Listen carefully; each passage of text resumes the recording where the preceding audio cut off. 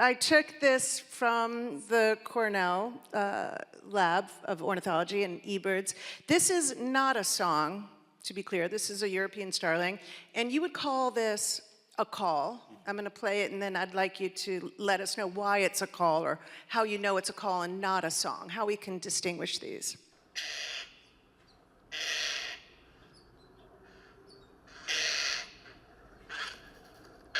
So what are you hearing?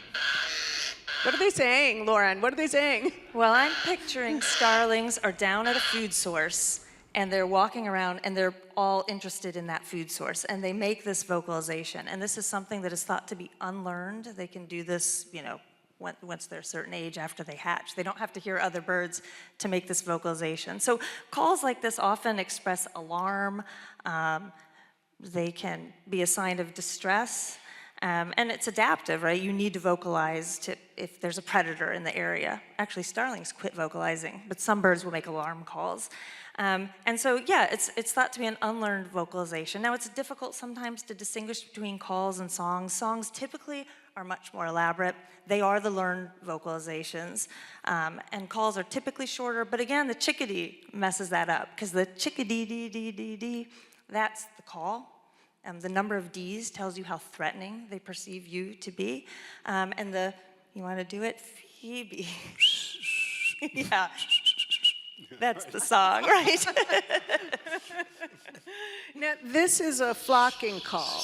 Yeah. And are they all communicating the same message, do you think, in this? Yeah, in this case, they are this would be sort of what you see in winter and fall right now. We hear this vocalization very commonly in those large roosting flocks. And it probably plays some role in social contact.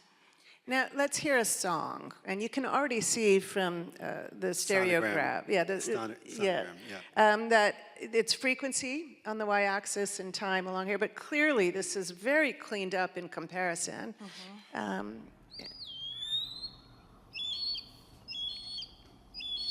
I feel like Erich speaks starling. I can't imitate a starling that way. It was really complex. You can hear some rattles. Listen to the rattles. Other bird species.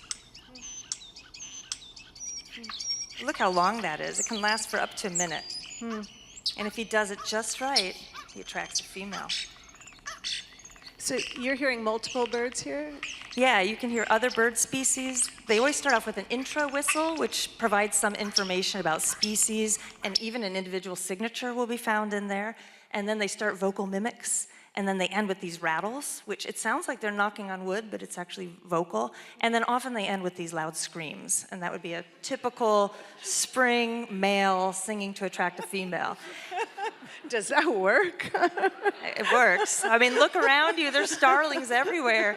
And the females, I do want to say the females also sing. They're not studied as much, but female starlings sing a lot, but they actually sing to defend their nests against other females. So if you present a female to male starling, he will sing like crazy. And a female will also sing, but she's defending the nest so that the male won't cheat on her. Now, do you think that this song, can you tell if it's inherited, if it's been embellished, if there's some originality in it? Are there some Erich singers that are just better than others, that change everything, that are, you know, the rock stars of the bird world? Yeah, we found that invent new genres. Yeah, we found that studying. This is a hummingbird, by the way, but we found that studying different males in our colony, right?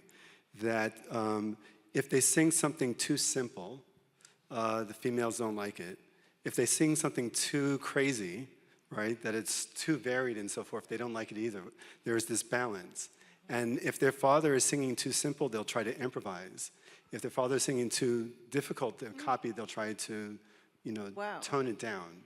Wow, yeah. That's incredible. And there are also dialects, is that right? Accents?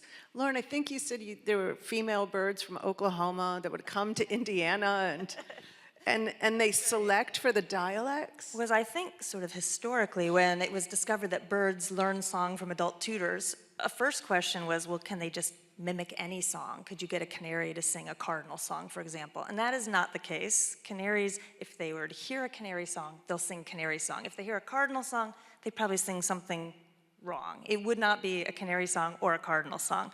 So there is some predisposition to learning the song of your own species. And so people figured that out. And then they thought, well, if they're learning song, could there be regional dialects? And it does turn out that different birds of the same species do sing regional dialects. And if you really have a good ear, and some of you probably do, you can detect differences in the regional dialects. And then the study that you're talking about was one of those cowbird studies. And in this case, the story I heard was, I think that there were Oklahoma cowbirds, and they were moved to Indiana, and they were males, and they were housed with an Indiana female. And the researchers thought, well, that Indiana female is going to start liking Oklahoma males. But instead, all the Oklahoma males started to sing Indiana song. The female responded to those songs.